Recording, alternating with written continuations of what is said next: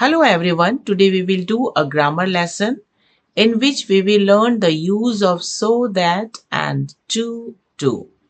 So let's start the lesson. आइए देखते हैं आज का लेसन और बोर्ड एग्जाम्स में एक क्वेश्चन पूछा जाता है rewrite sentences using too instead of so that कि सो दैट के बदले टू एंड टू का यूज करते हुए वाक्य को दोबारा से लिखिए। तो आइए देखते हैं ये किस तरह से पूछा जाता है। Here are some examples. He is very poor, he can not buy books. These are two simple sentences. तो दो सिंपल सेंटेंस यहाँ पे लिखे गए हैं। He is very poor, he can not buy books. वो बहुत गरीब है, एक वाक्य। He can not buy books, दूसरा वाक्य कि वो पुस्तकें नहीं खरीद सकता, वो किताब नहीं खरीद सकता। Now you have to combine these two simple sentences into one sentence. अब आपको इन दोनों सिंपल सेंटेंसेस को जोड़ करके एक वाक्य बनाना है।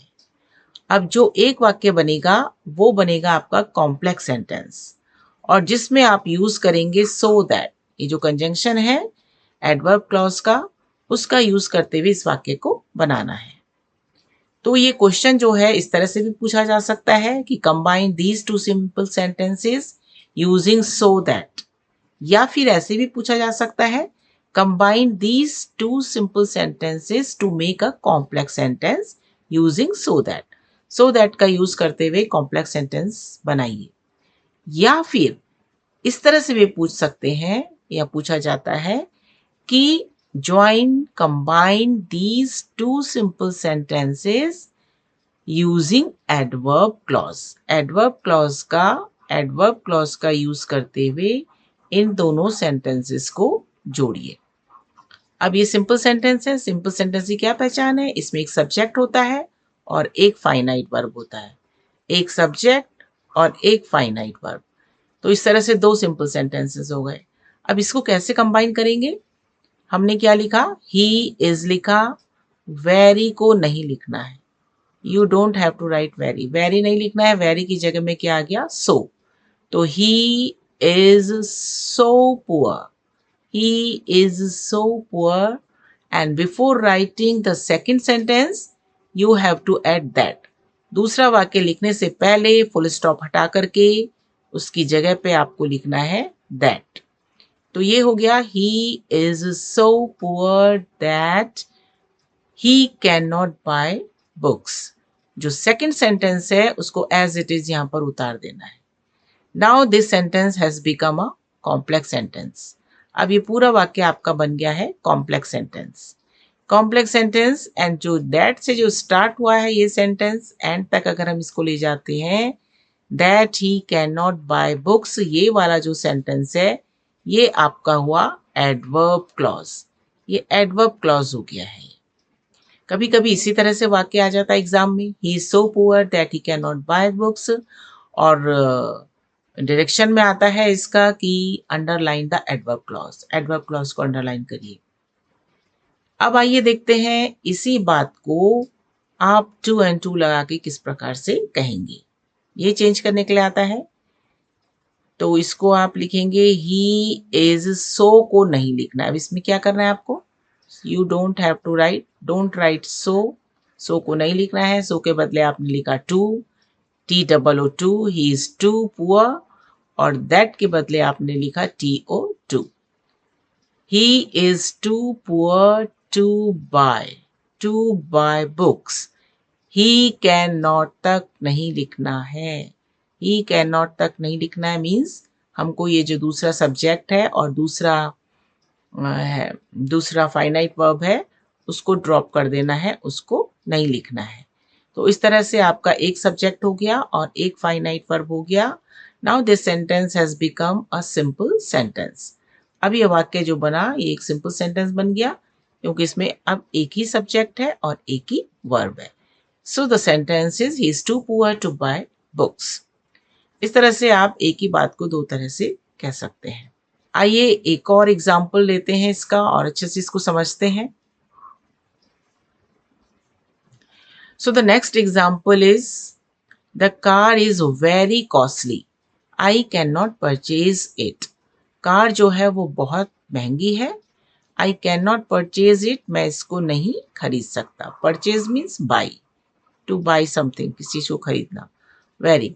Now the same rule will be applied here. The new car is the new car is. Very को नहीं लिखना है. Don't write very. In place of very we will write so. तो ये हो जाएगा आपका वाक्य the new car is so costly. और दोनों वाक्यों के बीच में फुल स्टॉप को हटा करके क्या लिखना है that. The new car is so costly that. और उसके बाद जो सेकंड सेंटेंस है उसको जैसा लिखा है वैसे ही उतार देना है. I can not purchase it. The new car is so costly that I can not purchase it. नई कार इतनी महंगी है कि मैं उसे खरीदी नहीं सकता हूं. अब इसी वाक्य को सो दैट को टू एंड टू लगा के किस तरह से आप बनाएंगे. The new car is. So के बदले आपने लिख दिया TOO. The new car is too costly. Adjective लिखना है. दैट के बदले लिखना है आपको टू. फिर सेम जैसा फर्स्ट सेंटेंस में हमने करा था आई कैन नॉट यानी सब्जेक्ट और हेल्पिंग वर्ब को नहीं लिखना है.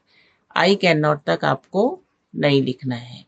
उसके बाद टू के बाद जो वर्ड आएगा वो होगा वर्ब. वर्ब की first form to purchase. The new car is too costly to purchase हो जाएगा ये आपका. इस प्रकार से एक ही बात को दो तरह से हम कह सकते हैं. आइए देखते हैं एक और example. The water is very cold. पानी बहुत ठंडा है. It can not B drunk. ये पिया नहीं जा सकता. अब आपको बनाना है कि पानी इतना ठंडा है कि इसको पिया ही नहीं जा सकता. So that the water is so cold that it can not B drunk. फिर वही करेंगे. वेरी नहीं लिखेंगे. वेरी के बदले सो लिखा. नाउ एडजेक्टिव आया. फुल स्टॉप हटा के before writing second sentence we will add that. The water is so cold that it cannot be drunk. ये नहीं पिया जा सकता. पूरा वाक्य अभी बन गया आपका complex sentence. Now the water is too cold to drink. इसको कैसे बनाया उसी तरीके से. The water is so नहीं लिखना है. अब इसमें so के बदले TOO.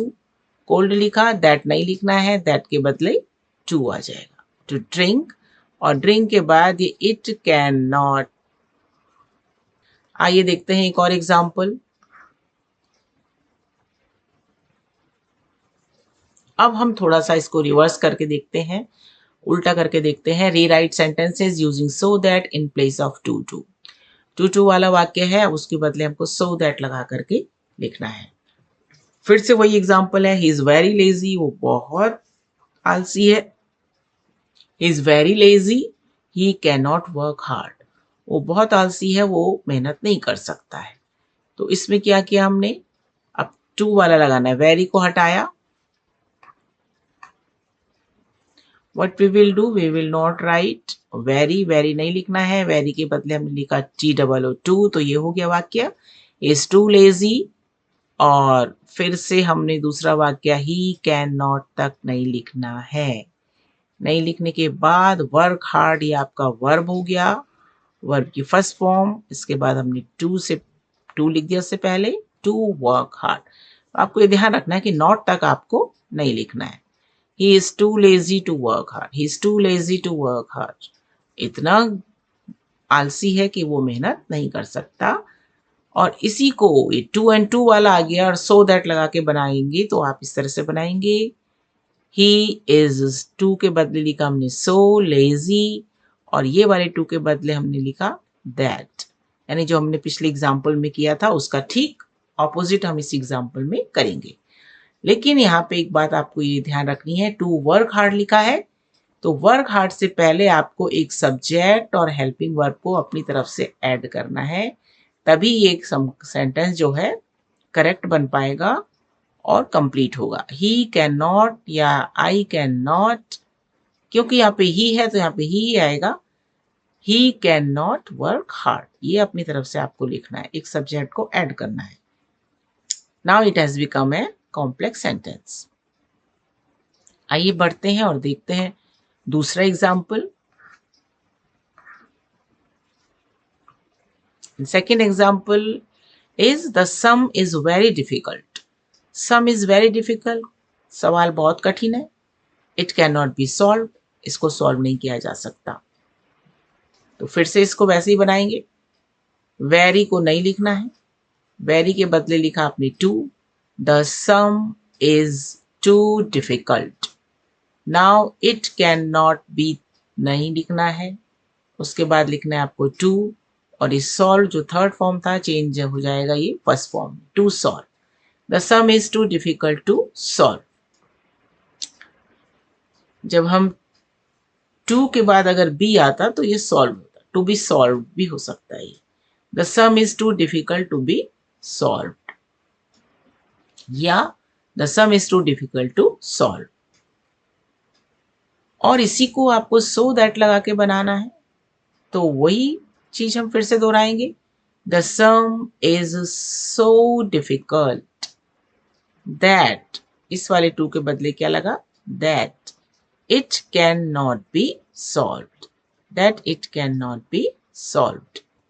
इस तरह से ये वाक्य बन जाएगा, है ना, सिंपल। आशा है आपको ये समझ में आ गया होगा। आइए देखते हैं आगे, एक और एग्जाम्पल देख लेते हैं। तो अपनी प्रैक्टिस के लिए हमने ये एग्जाम्पल ले लिया। Just to practice, let's take one more example. He is very clever, वो बहुत क्लेवर है। He can not be befooled, उसको बेवकूफ नहीं बनाया जा सकता। तो ये दो सिंपल सेंटेंसेस को हम टू एंड टू जोड़ करके एक सिंपल सेंटेंस बना देते हैं। ही इज टू क्लेवर, फिर से वेरी नहीं लिखना है, वेरी के बदले T double too, is too clever. और दूसरा सेंटेंस लिखने से टू बी बेफोल्ड कर देना है, कैन नॉट तक नहीं लिखना है फिर से, और बी से पहले क्या लिखना है, to be fooled, to be befooled. He is too clever to be befooled. Befool माने होता है किसी को बेवकूफ बनाना। तो ये इस तरह से ये बन गया वाक्य। अब ये जो वाक्य बना ये कैसा वाक्य है, सिंपल सेंटेंस। आप इसको ऐसे भी याद रख सकते हैं कि टू एंड टू लगा के जो वाक्य बनता है ये सिंपल सेंटेंस होता है। He is so clever. Now we will change this simple sentence into a complex sentence. ये वाले टू को नहीं लिखना है, इस टू के बदले so लिखना है। He is so clever.